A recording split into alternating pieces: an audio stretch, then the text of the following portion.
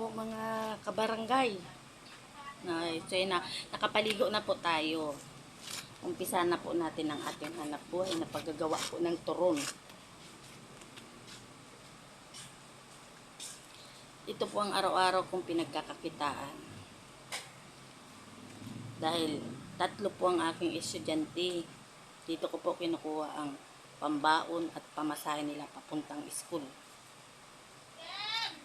Bali po, tayo ngayon po ay gagawa ng 300 na turon.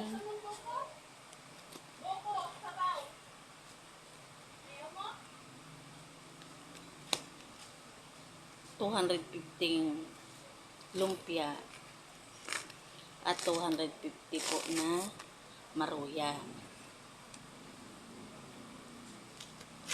Bali po ang ginagawa nating paninda araw-araw is 1,000. Doon po sa 1,000 ay 500 ang puhunan. So ang kita po natin, labas na ang mga gastos, tsaka yung mga binili natin ay 500 pesos. Pero hindi po laging 500 pesos ang kinikita ko. Minsan po 400 kasi minsan mahina. So, ayan po. Ito po yung nabalot na po natin na turon. Ganyan po siya. Ganyan po siya kahaba. Ganyan po siya kahaba. Mahaba po siya, malalaki. Kasi 10 pesos ang bentahan nito. So, dapat mura lang. Kasi pag mahal ang tinda, hindi nabibili. Ano naman po tayo? Gawa naman po tayo ng lumpia. Ang lumpia po, ang bentahan nito is 5 pesos.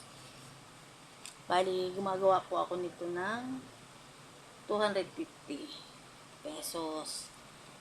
Bali nga po, sabi ko nga sa inyo, ang ginagawa nating paninda ay 1,000 pesos o 1,000.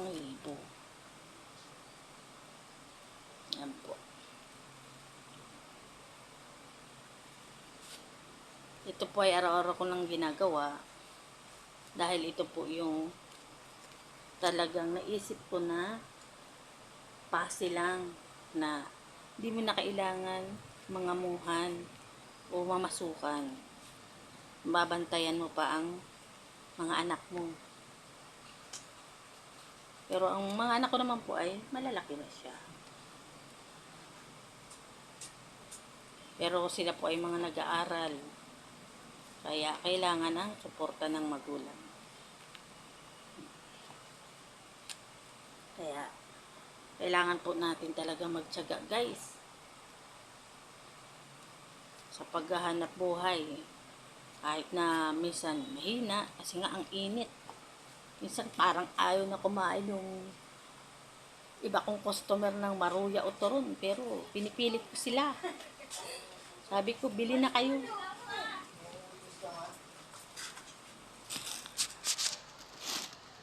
Sabi ko sa kanila, bili na kayo. Dahil nga,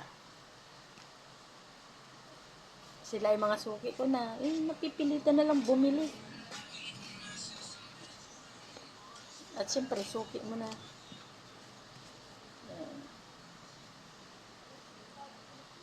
Tips lang po paalala lang po dun sa mga manininda.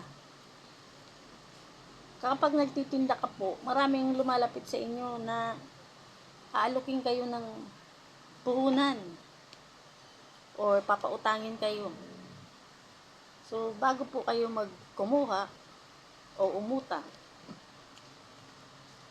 siguraduhin nyo po na kaya ng kikitain ninyo. Dahil minsan po, yung hanap buhay natin ay nauwi na lang sa panghulog. Katulad ko, ang kinikita ko ay 500. 500.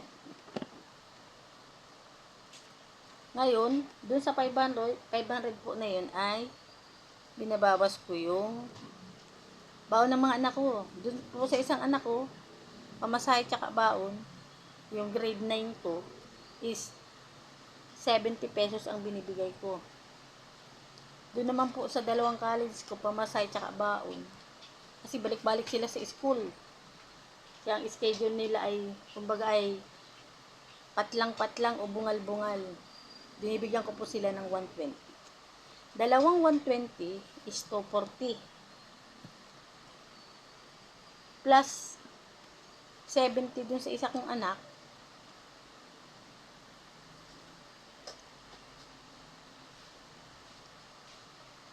310 na. Sorry mga kabarangay hina tayo sa mat eh. Di 310 na. So, dun sa kinikita ko pong 500, babawasin mo yung 310. Di 190 na lang ang matitira. Araw-araw, nagsisave ako ng 100 para sa ilaw at tubig namin. Dahil sa pagkain po namin, kung inyo pong matatanong, ang 500 pesos po, kulang na kulang po Pero sa pagkain po kasi namin, ay asawa ko na yung bumibili. Bali, ako lang po talaga ang sumasagot dun sa baon ng mga anak ko at pamasahe.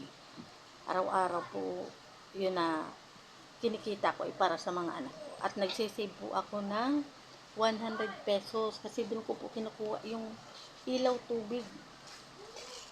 Tsaka minsan ay may mga project ang mga bata.